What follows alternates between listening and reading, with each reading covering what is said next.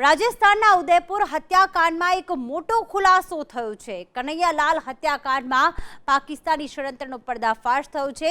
પાકિસ્તાની સંસ્થા દાવતે ઇસ્લામીનું કનેક્શન સામે આવ્યું છે। હત્યા બાદ અજમેરની દરગાહ જવા માટે હત્યારા જે છે તે રવાના થઈ ગયા હતા। કનૈયાલાલની હત્યા બાદ જિયારત કરવા જઈ રહ્યા હતા। આ તમામ હત્યારાઓ પાકિસ્તાની સંગઠન દાવતે ઇસ્લામી સાથે તેઓ જોડાયેલા હતા। દાવતે ઇસ્લામીના ઓનલાઈન કોર્સ પણ તેઓ કરતા હતા। કટ્ટર મુસલમાન બનાવતી આ સંસ્થાની જાળ 100 દેશોમાં ફેલાયેલી છે। ન્યૂઝરૂમથી કૃષ્ણા અમારી સાથે જોડાઈ ગયા છે। કૃષ્ણા, દાવતે ઇસ્લામી સંગઠન સાથે આ હત્યારા જોડાયેલા હતા અને ઓનલાઈન કોર્સ જે છે તે કરતા હતા। શું વધુ અપડેટ મળી રહી છે આ હત્યાના સંદર્ભમાં?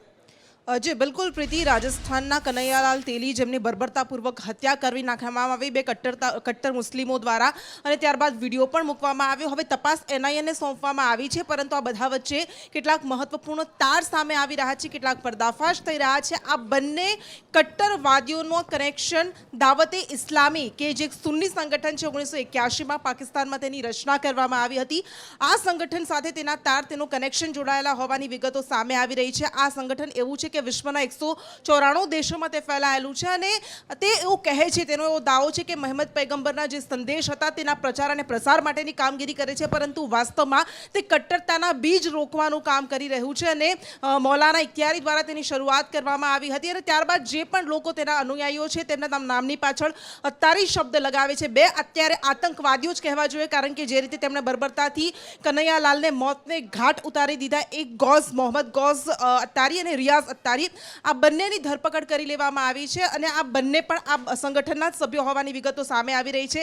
હવે જે એક બાદ એક તાર ખુલી રહ્યા છે એવું કહેવામાં આવી રહ્યું છે કે આ લોકો ત્યારબાદ જયપુર જવાના હતા અને અજમેર જવાના હતા, યાત્રા કરવાના હતા, જરિયત કરવાના હતા, પરંતુ આ બધા વચ્ચે આ સંગઠન ઇન્ટરનેશનલ કનેક્શન તેનું શું છે અને આ આંતરરાષ્ટ્રીય સંગઠન 192 દેશોમાં જે ફેલાયેલું છે અને એવું વાત કરે છે કે તેઓ ઉદારવાદી, પરંતુ ખરેખર તે કટ્ટરવાદી એક સંગઠન છે। મુસ્લિમોમાં કટ્ટરતાના બીજ કઈ રીતે રોપવા, ઝેરી વિચારધારા સાથે તેઓને કઈ રીતે સાંકળવા તેની કામગીરી કરી રહી છે અને આ સંસ્થાના તાર હવે જોડાયેલા છે। એનઆઈએને જ્યારે સોંપવામાં આવી છે, ગૃહ મંત્રાલય દ્વારા ટ્વીટ કરવામાં આવી કે આ સમગ્ર કેસની તપાસ નેશનલ ઇન્વેસ્ટિગેશન એજન્સી દ્વારા કરવામાં આવશે અને એના દ્વારા એ કેટલા પર્દાફાશનો ખુલાસો થઈ શકે છે કે ખરેખર ઇન્ટરનેશનલ કનેક્શન તેનું શું હતું અને ક્યાં ક્યાં ત્યાર જોડાયેલા હતા। પરંતુ આ એક એવી છે કે જે બરેલવી અને દાવતે ઇસ્લામ આ બંને સંગઠનો એવા છે કે જે કામ કરે છે તેના માટે, પરંતુ બંનેની અંદર વિરોધાભાસ પણ છે। બિલકુલ, આભાર કૃષ્ણા તમામ વિગતો માટે। सरकार के जो फैसले हुए हैं वो साफ तरह से तुष्टिकरण दिखाते हैं। एक संप्रदाय की तरफ नरमी और दूसरे संप्रदाय की तरफ सख्ती। आप इसी से समझ सकते हैं कि इस घटनाक्रम के अंदर, उदयपुर की इस घटनाक्रम के अंदर सबसे पहले गिरफ्तारी कन्हैया की हुई और कन्हैया लगातार लोकल पुलिस से सिक्योरिटी मांगता रहा, लेकिन उसे सिक्योरिटी नहीं दी गई, बल्कि उसके ऊपर प्रेशर बनाया गया कि वो समझौता कर ले। और आप ताज्जुब करेंगे कि सिक्योरिटी कन्हैया को ना देकर जो हत्यारे थे उनके भाइयों को सुरक्षा दी गई। 6 दिन तक जब अपनी दुकान बंद रखी, उसके बाद जिस दिन उसने खोली उसकी हत्या कर दी गई। आप इस बात से भी चौंकेंगे कि यह घटना हुई और राजस्थान के गृह मंत्री, जिनकी अपनी जिम्मेदारी होनी चाहिए, वही जो राजस्थान के मुख्यमंत्री भी हैं, और बड़ी जिम्मेदारी हो जाती है, वो इस घटना को मर्डर कहते हैं, हत्याकांड कहते हैं। जब कोई वीडियो बनाता है इस कांड से पहले और फिर निर्मम हत्या करते वक्त वीडियो बनाता है, उन दोनों को वीडियो को जारी करता है, वायरल करता है, वीडियो में खुद ही नहीं अपील भी करता है कि जितने भी भाई बंधु इसको देख रहे हैं वो भी गर्दन अलग कर दें लोगों की। ये जमीनी झगड़े में नहीं होता, ये किसी पैसे के विवाद में नहीं होता। क्या गृह मंत्री राजस्थान के इतनी बेसिक सी बात नहीं जानते हैं? हर हर चीज को राजनीतिक चादर उड़ाने की कोशिश करते हैं। अपनी जिम्मेदारी समझें। और यह हत्याकांड नहीं, यह सरेआम आतंकी हमला हुआ है। यह देश के पूरे समाज को आतंकित करने के लिए यह कार्रवाई करी गई है। और जैसे मैंने पहले कहा, यह अपने में अकेली अलग घटना नहीं है। ऐसे न जाने कितने व्यक्ति प्रेरित हो रखे हैं, भड़काए हुए हैं। बूंदी के अंदर एक मौलाना ने खुलेआम लोगों की गर्दन अलग करने का आह्वान करा। पुलिस उस वीडियो में दिखती है खड़ी हुई, लेकिन कोई कार्रवाई नहीं करी गई। जोधपुर के अंदर हत्या हुई दीपक की, दिन दिहाड़े उसकी हत्या करी गई। परिवार हत्यारों का नाम बताता रहा, लेकिन पुलिस ने कोई कार्रवाई नहीं करी। जब इस तरह की हरकत करेगी राजस्थान की पुलिस प्रशासन के दबाव में, तो जिहादियों के, आतंकियों के हौसले तो बुलंद होंगे ही। पिछली अक्टूबर के अंदर एक हिंदू युवक की बेरहमी से हत्या करी गई जोधपुर के अंदर, उसकी टांगें काट दी गई। रतन सोनी आरएसएस के कार्यकर्ता की हत्या कर दी गई।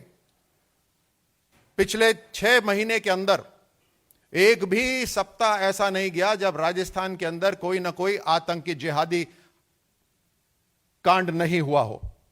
और इसके लिए सरासर राजस्थान की सरकार जिम्मेदार है। जब त्योहार होते हैं तो अलग अलग धर्मों के लिए अलग अलग कानून मनाए जाते हैं। एक समुदाय के ऊपर त्योहारों पे अंकुश लगाया जाता है, बंदिश लगाई जाती है। और उसी के साथ साथ जब दूसरे समाज के त्योहार हो रहे होते हैं तो उनको खुली छूट दी जाती है।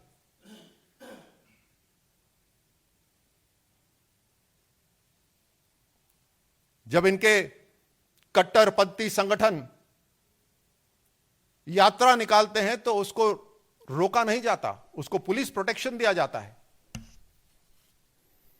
स्लीपर सेल राजस्थान के अंदर आ गए हैं। आतंकी संगठनों के साथ इन सब का कहीं ना कहीं मेल मिलाप है, गहरी साजिश है ये, और उसके अंदर लॉ एंड ऑर्डर जीरो है। जनता की सुरक्षा को दरकिनार करके राजस्थान के अंदर जो पुलिस का इंटेलिजेंस है वो केवल और केवल राजनीतिक इंटेलिजेंस गैदरिंग के लिए इस्तेमाल हो रहा है। अगर राजस्थान के मुख्यमंत्री हर चीज के लिए प्रधानमंत्री जी को याद करेंगे तो अपनी कुर्सी क्यों नहीं छोड़ देते? जब कुर्सी संभल नहीं रही, जब जनता की सुरक्षा नहीं हो पा रही, जब अंदरूनी खींचतान चल रही है कांग्रेस के अंदर इतनी जबरदस्त, तो कम से कम एक मॉरल ऑब्लिगेशन के तहत या तो अपनी जिम्मेदारी निभाएं या उस जिम्मेदारी से हट जाएं।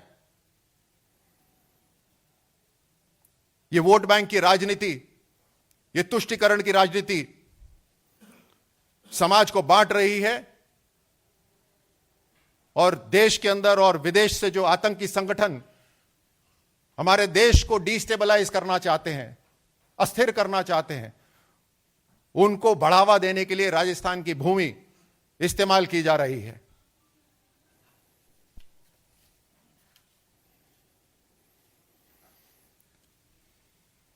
क्योंकि यह घटना अपने आप में अकेली नहीं है।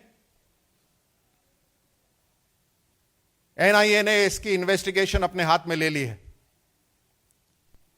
और अब जहां तक ये जो गहरे कनेक्शंस हैं, लिंक्स हैं, उन सब के ऊपर तहकीकात की जाएगी। कौन है जो राजस्थान के अंदर सत्ता में रहकर इनको शय दे रहा है?